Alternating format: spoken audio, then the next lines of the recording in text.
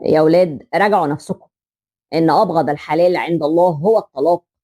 انتم ما بينكم عشره واولاد. هي سيدنا الشيخ طلق بقى وخلصنا من الشبكه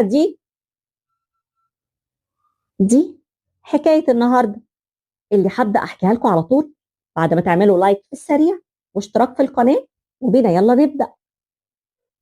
انا سميحه، ساكنه في بيت عيله، ساكنه فوق مرات اخويا، وفوقيه بقى على طول ساكن ابنها ومراته اللي كانت بتصعب عليا قوي من عمايل مرات اخويا وبناتها فيها. بصوا كده، امال فين الحاجه يا سميحه اللي هتقيسيها علشان اظبطها عليك؟ مش كنت داخله تجيبيها يا بنتي؟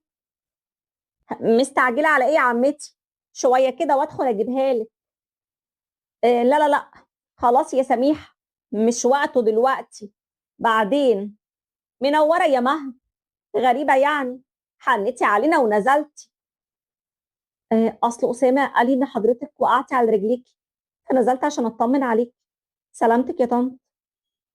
الله يسلمك، كويس اني وقعت علشان نشوفك، والنبي كنت زي الفل، مش عارفه ايه اللي جرالي.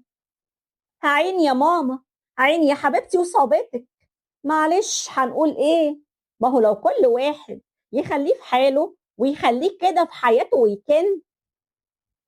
على رأيك يا سماح يا اختي، بس ازاي اقرب الناس ليكي ويبقوا راشقين نفسهم في حياتك؟ ولا ايه يا ماها؟ معلش، ربنا يهدي. عموما انا رايحه السوق، لو محتاجه اي حاجه يا طنط قولي لي. لا لا لا متشكره، اصل الاكل بالذات لازم انا اللي اجيبه او حد من بناتي، اصله بيتنزر اوام اوام.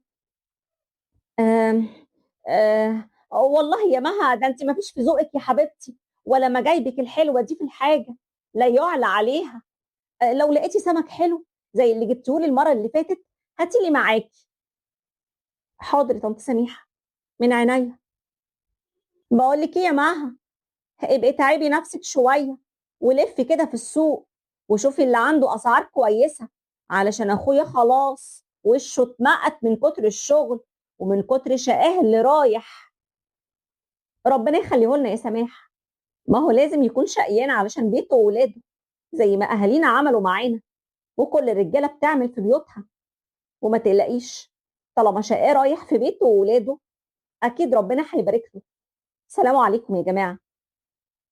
واول ما البت تتضير وتمشي من هنا يمسكوا سيرتها تقطيع من هنا، زي ما هتشوفوا كده. اه يا ناري، يا ناري من السفره دي. بصوا، بصوا البت ردت ازاي بكل بجاحه. طب والله لما يجي اخويا لا خليه يعكنن عليها عيشتها. هي ساتر يا رب عليك، هي برضو اللي سفره، عايزينها تعمل ايه يعني؟ وانتم واخدينها غسيل ومكوى بالشكل ده. اسكتي يا سميح، اسكتي، انت ما تعرفيش اي حاجه. انا خلاص بقيت بتشائم منها البت الصفرة دي، عينها وحشه قوي. الصراحه انا ما شفتش منها اي حاجه من اللي بتقولوا عليها ده. وبعدين دي اول ما بتتكلم ما بتقولش غير ما شاء الله تبارك الله. وهو انت يا عمتي بتصدقي الحبتين دول برضو؟ هقول عليكم ايه بس يا اسراء؟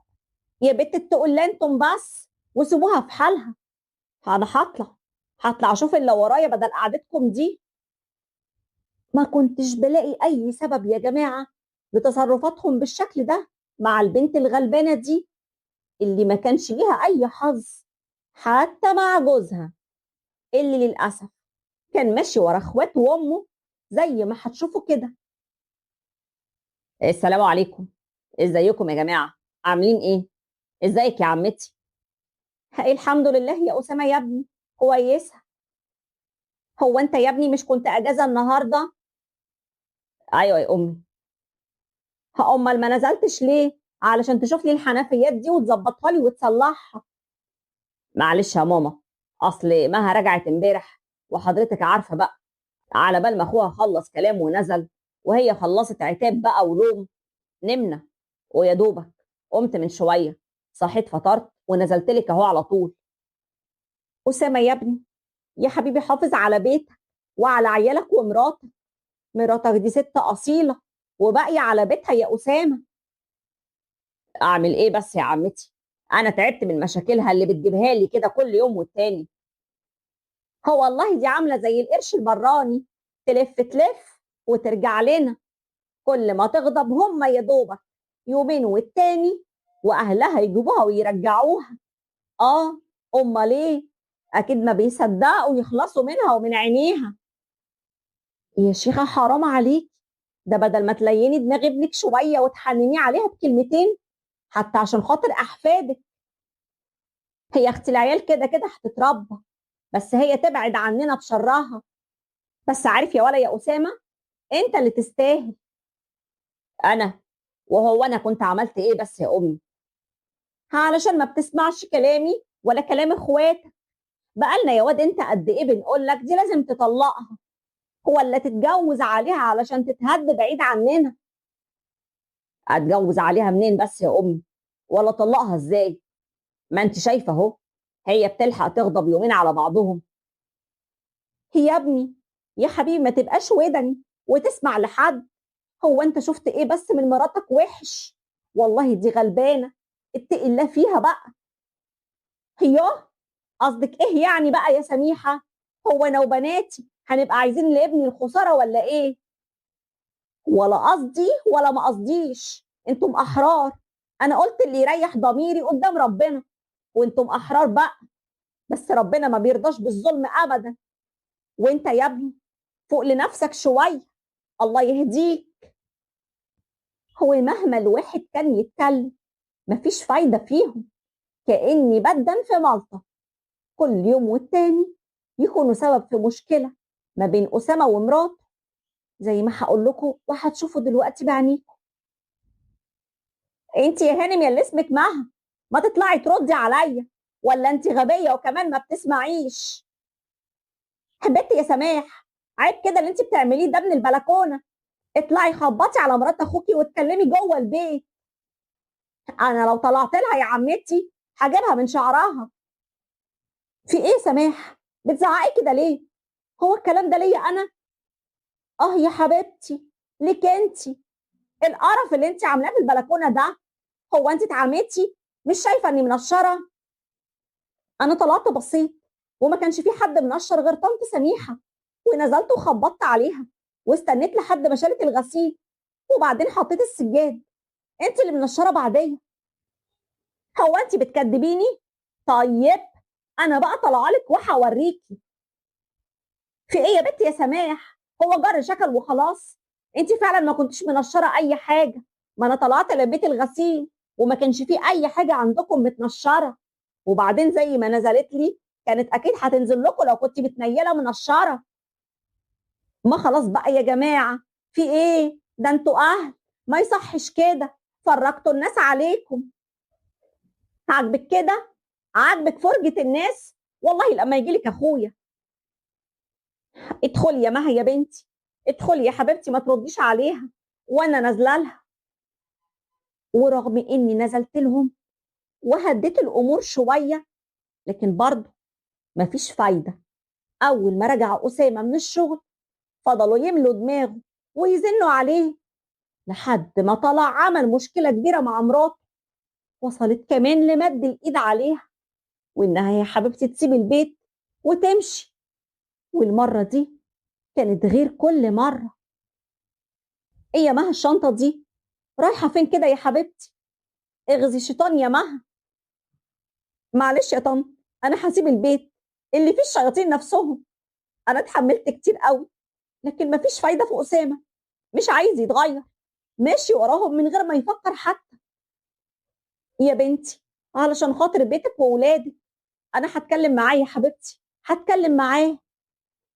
معلش يا طنط، خليني انزل، التاكسي مستنيني تحت، ده طالع من عندهم بهدلني زي ما حضرتك شايفه كده من غير ما يسمعني. انا هتطلق يا طنط، وخليه بقى هو معاهم. لا حول ولا قوه الا بالله. مش عارفه يا بنتي اقول لك ايه، مش عارفه. وحقيقي يا جماعه انا ما كنتش عارفه اقول لها ايه، ولا مني عارفه اجي عليها واقعدها بعد البهدله دي كلها. وبرضه صعبان عليا بيتها، وللاسف الموضوع كبر أكتر، وفعلا وصل للطلاق، لحد بقى ما راحوا للمأذون. وهناك عند المأذون هقول لكم اللي هتشوفوه ده. يا ولاد راجعوا نفسكم، إن أبغض الحلال عند الله هو الطلاق. انتم ما بينكم سنين عشرة وولاد. هطلق يا سيدنا، طلق وخلصنا من الشبكة دي. وحضرتك تبقي مين بقى؟ أنا أخت أسامة، أخونا الوحيد اللي ملناش غيره، ووقعته طلعت في واحدة ما بترضاش بحالها، وعينيها على اللي في إيد غيرها. أعوذ بالله. الله يسامحك يا شيخ، وهو أنت ولا غيرك عندكم إيه زيادة عني؟ أنا في حالي والحمد لله، راضية بعيشتي. ما فيش داعي للكلام يا سيدنا الشيخ، يلا لو سمحت خلصنا. طيب من فضلكم مش عايز حد قاعد معانا هنا غير الزوج والزوجة وبس. بعد إذنك يا شيخ، طنط سميحة شاهدة على كل اللي حصل ولازم تكون موجودة. وقتها يا جماعة الشيخ طلعهم كلهم، وسمع مني حاجات أسامة نفسه اتفاجئ بيها. ووقتها الشيخ قال: واضح كده إن في حاجات كتيرة قوي ما كنتش شايفها كويس يا أسامة يا ابني. أنا ما كنتش أقدر أكذب أمي وإخواتي وأبقى عاق بيهم يا سيدنا الشيخ. يا ابني، البر وصلة الرحم يكونوا في الخير، وزي ما هتتحاسب على أمك وعلى إخواتك هتتسأل وتتحاسب كمان على مراتك. خدوا فرصة يا جماعة أسبوع كده، كل واحد يبعد عن التاني، وفكروا كويس في بيتكم وأولادكم. بس اعرف إن الغلط يا ابني من عندك أنت من البداية. المفروض أمورك ما تطلعش بره باب شقتك، واقفل الباب على شياطين الإنس والجن. واخواته بقى وامه كانوا زعلانين منه قوي، علشان سمع للشيخ وبيفكر في كلامه. وبعدهم بقى عنه في الفترة دي عرفوه قيمة مراته وولاده. وقبل ما الأسبوع يخلص فاق لنفسه، وحبه لمراته صحى، وقرر يعتذر لها. ولما مامته واخواته عرفوا ده اللي حصل: هو انت كمان رايح تعتذر للسنيورة؟ هي سحرت لك يا واد انت ولا ايه؟ مش بعيد يا ماما، زي ما جابت رجله زمان وهو كان هيبص للاشكال دي برضه. اللي بتتكلموا عنها دي تبقى مراتي وام ولادي، وكرامتها من كرامتي، وعمرها ما غلطت فيكم ابدا باي كلمه، ومش هسمح باي غلط فيها تاني. ايه ده ايه ده بقى؟ وده من امتى ان شاء الله؟ من النهارده يا سماح، من النهارده. ودي كانت بدايه جديده لاسامه والمها، بعد ما فهم ان اللي بينه وبين مراته ما ينفعش تالت يعرفه. والأم الذكية لما تلاقي ابنها بيتكلم عن مراته وعن بيته هي اللي تسكته وتفوقه. والأهل المفروض دورهم دايما يصلحوا، يحاولوا يحافظوا على البيت والأسرة، مش العكس زي ما بنشوف كده اليومين دول. ودي كانت قصتنا النهاردة، واشوفكم إن شاء الله في قصة جديدة. ولو وصلنا لحد النهاية ما تنسوش تدعموني باللايك.